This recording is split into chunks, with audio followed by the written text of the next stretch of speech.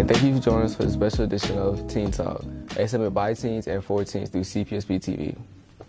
I'm Kelan Armstead, and in this episode, we are hosting a panel of guests to address one of the biggest issues facing teens this school year, teen violence. Our guests today represent our school district and community law enforcement partners. We have CPSB Superintendent Dr. Shannon LaFargue, Lake Charles Deputy Chief Franklin Fondel, and Calcasieu Parish Chief Deputy Guillory.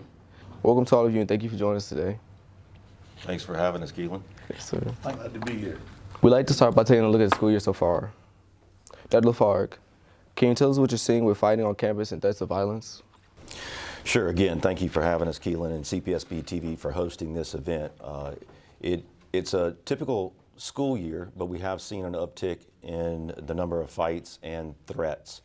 What we've noticed, it's increased since 21-22, but it seems to be normal with regard to pre-COVID numbers, maybe a little bit more. We'll see how the rest of the year plays out, but at the beginning of the year, we have stressed, and I think the students know this, the faculty, and that's why we have these law enforcement officials with us here. We have dealt with incidences of threats on campus, and the escalation and threats of fighting is something that we just can't tolerate.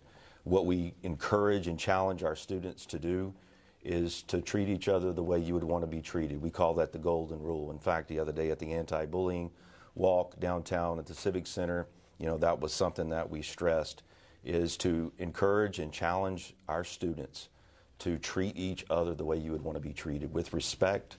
Let's respect our elders. Let's respect authority. Let's respect individuals who are giving so much of themselves in the classroom as a teacher, as an administrator, to make you better. So if we can treat each other that way, we will see those numbers start to decline. And that's what we're hoping for as we progress through the year. What would you say is leading to these growing numbers? I think teens are under so much stress these days. Social media is such an instigator. You can hide behind that keypad and you can say anything that you want. But once you press send, once you post something, that's it. It's out there. So you might have an impulsive comment to make that's really going to hurt somebody. So if you could just pause, I challenge the students to just pause before you say something that may hurt someone else's feelings, or before you press send. I challenge you to really pause and think about what you're fixing to do, because it could hurt someone the way you didn't intend, but then it starts to escalate. And once you get more people involved, that's when we start to see that peer pressure come into play. And we don't want to get into those incidences at school, because then it escalates, and then sometimes it's hard to turn back the clock. Yes. At all of our high schools, we have resource officers through CPSO. Chief Deputy Guillory, can you tell us how CPSO is handling school safety? Well, the school safety is our number one priority. It's important that we keep our students and staff and faculty safe. As most people know, we do have school resource officers in all of our high schools and middle schools, and we also have what we call our quick response team. So if we have an incident at any school in the parish, these are men and women that quickly respond to schools to as far as additional resources. I can tell you the Sheriff's Office is very committed to keeping the safety of our students and our faculty is our number one priority, and we're going to do everything we can to ensure that. Within the city limits, the police department is also reporting a surge in crime, organized crime with youth, and crime related to those. Police Deputy Fondel, can you explain how LCPD is handling this disturbing trend?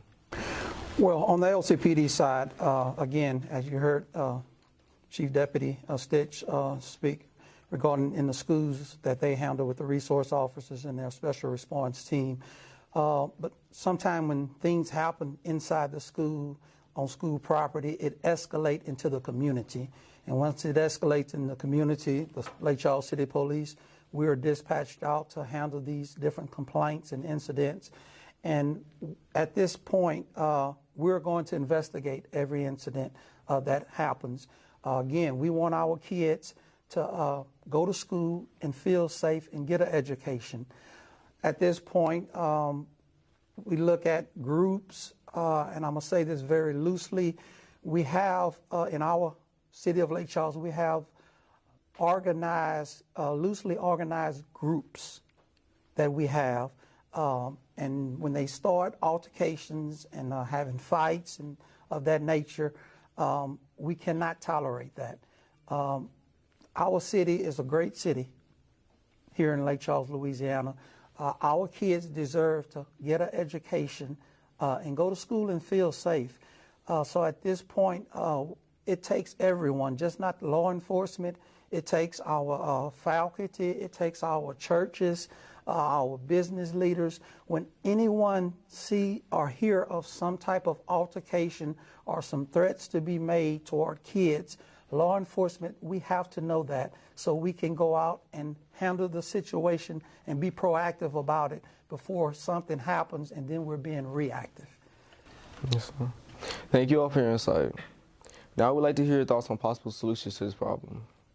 We polled a group of students on the issue, and to sum it up, they said fighting is going to happen anyway and it can't be stopped. What do you say to that? I'll speak to that. Fights will happen. I mean, that's a part of schooling. Anytime you have large numbers of individuals together, there will be incidents of fights. Our position is, how do we mitigate those numbers? How do we reduce the number of altercations? You know, as Deputy Chief Fondel said, things that occur, it's vice versa from our perspective. You know, things can happen in school and carry over to the community, but things can happen in the community and carry into the school. So these loosely associated groups can cause escalations in the number of physical altercations on campus.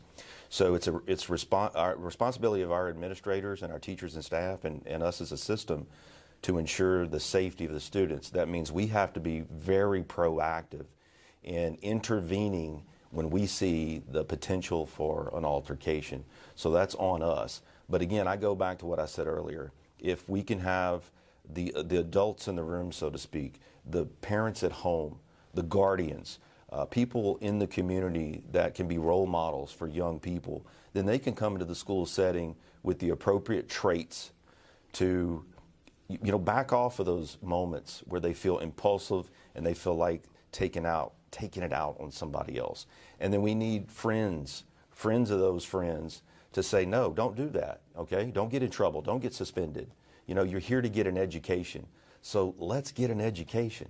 Let's produce the next engineer in this community. Let's produce the next, tech person that moves on. Let's produce the next coder. Let's produce the next police officer in this community who can deal with other individuals with respect and admiration because they're a human being. So, you know, again, I challenge everyone in our system to be proactive, to follow that golden rule. And kids, children, students, no matter what age you are, this is your opportunity to set a pathway for the rest of your life. So don't do anything to change that trajectory. You're better than that, and we're going to be here for you. And you can see we have the resources to assist us. Again, as Dr. LaFargue said, it's very disturbing when you see youngsters that start off with verbal altercations, and like he said, back with social media. And what we're seeing is when these verbal altercations occur, it escalates to fights. After a fight happened, then after that it escalates to weapons being involved. So it's a continual escalation. And as when we was growing up in school, and you would get in a fight, and after that you're walking back down the hall and friends again. But it's so much tension at this time regarding with these fights. And also we get parents getting involved, and parents are getting upset, and they're getting in altercations with other parents dealing with the kids. So like Mr. LaFargue said, we have to be grown-ups about this and pause, breathe, and get to the root of the problem and know that fighting is not going to take care of the back and forth being on social media, calling each other out, bullying our kids, teasing each other. We all to work together for the same goal, to see our students being very responsible adults. And we have so many resources out here for our kids. When I was in school, we didn't have these resources. You only went to school, you went to church, and you went back home.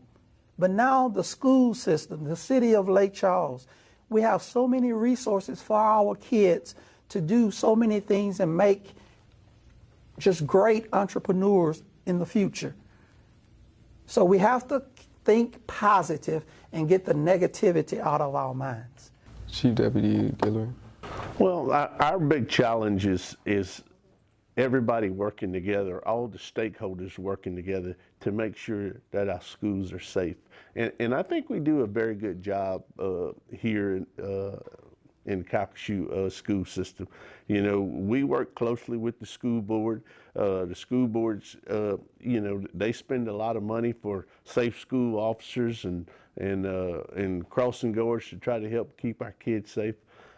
I can tell you on the working level, our relationship with Lake Charles Police is second to none. You may go to some communities and police and sheriff don't get along. We work very closely with each other. The incident we had at Washington Marion, I can tell you within minutes there were numerous police officers that responded to the campus of Washington Marion. And you know, it's incumbent upon us to do everything that we can do to make our campuses safe. Yes, fights are going to happen, but you know what? At the end of the day, we want to be part of these schools, and it's important for us to work with students to make their schools safe.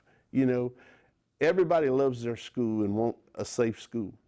We in law enforcement, that's what we're here to do. We're here to work with you to help you have a safe school. I know you touched on it, but how does social media play and add on to these issues? Social media is like pouring gas onto a fire. It really is, and I think students and adults know that. You know, there are so many different platforms in which students can engage with each other.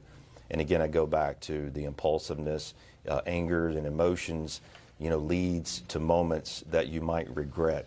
But it also plays to these loosely associated groups who want to stoke that fear. They get some type of enjoyment and control and power out of stoking that fear in our school. And I know, you know, these two agencies work hand in hand, but I want to tell everybody we don't have better partners in this parish than the agencies that we have in our parish. All the municipalities, all the chiefs, the sheriff, and the chief of police here in Lake Charles. So we communicate consistently to ensure that when we start to see you know, an uptick in a loosely associated group, and I love the language he uses there, we have to intervene immediately. And we cannot tolerate that, because too many kids, and we have kids here, you know, behind this set. He talked about resources. CPSB-TV, well, I didn't have that in school. I mean, the opportunities that you have, Kelan, I need you to be that positive voice. I need all these individuals behind these cameras to be the positive voice and go out into our schools along with us and choose positivity and not negativity. So again, I'm challenging our students, and I'm challenging our school system, and I'm challenging our communities to be that galvanizing force that we can correct the deficiencies that we might have in our school system that bleed over into the community, and vice versa in the community that bleed into the school system. Deputy Chief Fondel. Again, social media, I say social media to me it's been used for what it's not designed for. And again, with your bullying and hiding behind a phone or a computer, it's not as if you talking to someone if you have a problem with them and clearing the air. But when you're getting on social media where thousands of people can see you calling out somebody and calling them out of their names, we have to put our self, when we behind these electronics, if this was our own mother, if this was our father, if this was our sister or brother, and someone is calling them out of names, cussing your parents out, you couldn't take that. But it's funny when we're seeing other people calling other people out, and then after that, that's what escalates to the violence. So again, social media is being used for what is not designed for. And we're making it turn into a violent situation. Chief Deputy Guillory. Well, a lot of young people use social media to communicate, and that's the world that we live in today. I can tell you at the Calcasieu Sheriff's Office, we have people that monitor social media. That's all they do. That's their job. So when people get online and post threats about what they're going to do at this school or that school, I can promise you the Sheriff's Office is going to respond. And, we're going to knock on your door. If that's where the investigation leads us to, we're going to knock on your door and say, hey, this is what you posted on social media. What's the deal? What's up with this? And you know what? If you send in threats or you send in terrorist threats that you're going to do this to this school or this to that school, you're going to be arrested. We're not going to tolerate it. It's zero tolerance. So just remember, before you hit send on social media, the Sheriff's Office has got somebody monitoring social media. And if we have to, we'll send somebody out and knock on your door. Yes, sir. And Kelan, just to follow up with that, our students can download the CloseWatch app, which the Calcasieu Parish Sheriff's Office has. They monitor that. It can be an anonymous report from our students or anyone in the parish, and they will call the school, and we can intervene appropriately, or they can respond swiftly to any type of threat. We heard about there being curfew for youth in Calcasieu Parish. Is that something still in place? Yes, the curfew is still in place.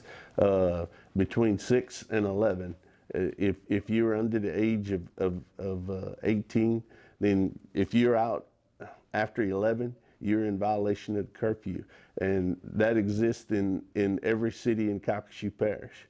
So our thing is now, if you're out at the curfew and you get picked up, then what happens is they bring you to the MARC Center. You have to have a parent come and get you, and they take the time to explain what the curfew is and what the responsibilities of you as a student is. So yes, curfew is in place. You can get picked up and transported to the MARC Center if you're out at the curfew. How will having a criminal record as a teen impact you when you get older? Well, being as a teen, we all have to realize it goes by the crimes that we commit.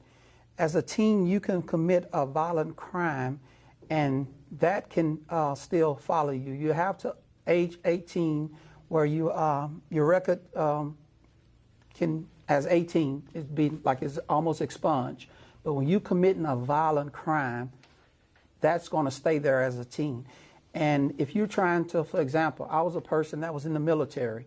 When the military and the recruiters come to your different schools and trying to recruit you to the military, they are doing a thorough background, even as a juvenile, regarding of you getting into the military.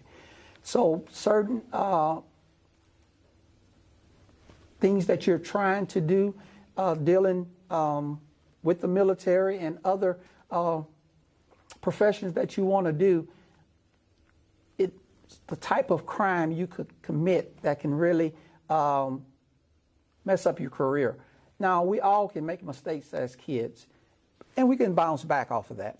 We just even had a program recently, the other day, regarding for expungements that the Calcasieu Parish District Attorney's Office did for adults. But again, not with violent crimes.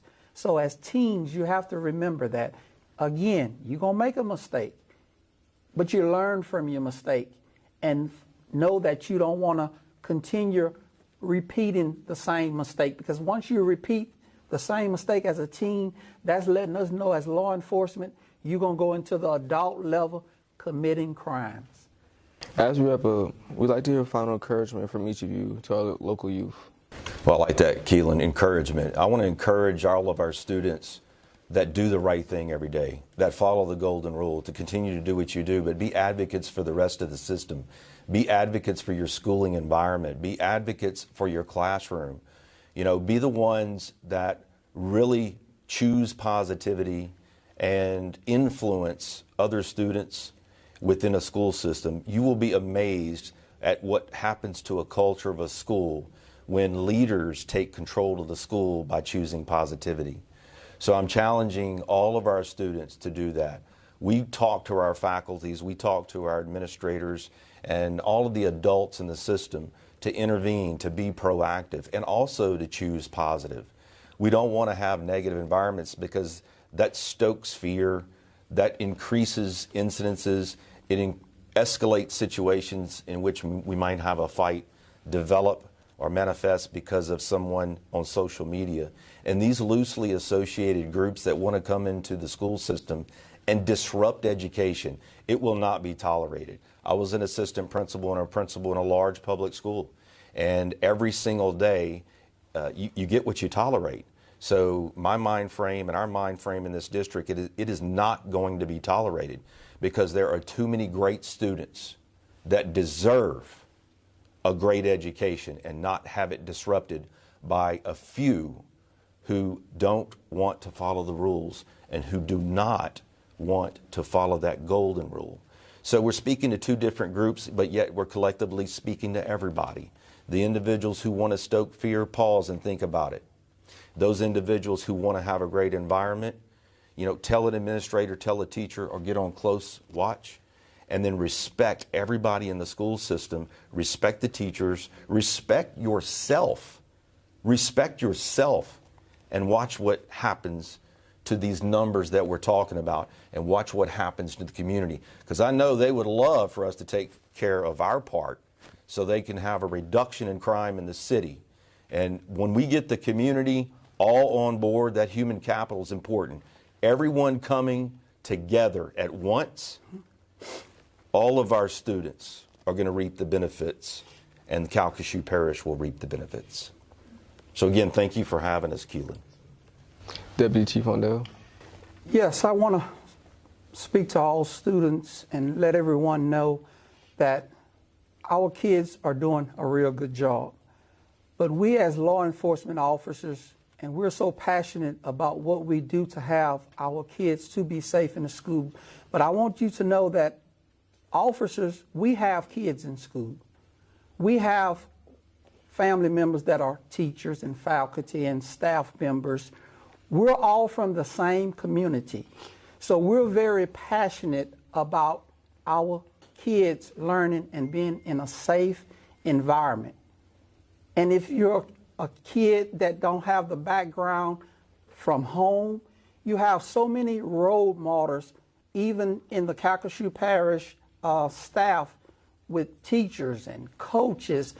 You have so many role models. I mean, you have somebody in your family that's a role model to help you get to your goal. There's no such thing by saying, I don't have nobody to look up to. We have too many role models in the city of Lake Charles that want the best for our kids. And us as law enforcement, we're going to continue showing up to work every day, and we're going to continue to handle any complaints, which we wish we didn't have no complaints. But again, if we have them, we're going to handle them accordingly because we want the best for our kids. And again, thank you, Kelan, for having us. Yes, sir. Thank you, Deputy Chief Guillory. In wrapping up, Kelan, I want to thank you for having us as a panel. You know, it gives us an opportunity to speak to students. I can tell you our most important job at the Sheriff's Office is to make sure that our students are safe. I've said that once and I'll say it again. When you look at all the school shootings that has happened all over the country, there's always the same line in every school shooting. I never thought it would happen here. School shootings can happen anywhere. That's why it's incumbent upon students, if they know something, if they see something, to say something. Help us in law enforcement keep your school and our community safe. You know, Everybody should feel a sense of pride when they talk about their school, because that's something that everybody's proud of. So if you really want to help your school and you really want to do something good for the community, if you see something, say something. Work with us and help us to keep our community safe. You know, and to those students that go out there every day and work hard and do the right thing, you know, there's more good students than there are bad students. It's unfortunate that, you know, sometimes bad students get depressed. But I can tell you 95% of our students, maybe even higher than that, go to school every day and do the right thing. So we in law enforcement, we want to be a partnership and help keeping your school safe. It's a true partnership between all the stakeholders, and we all have to do our part. It's been such an honor getting a chance to talk to all of you today. We'd like to thank you again for being our guest. Thanks for watching this edition of Teen Talk. We'll see you next time.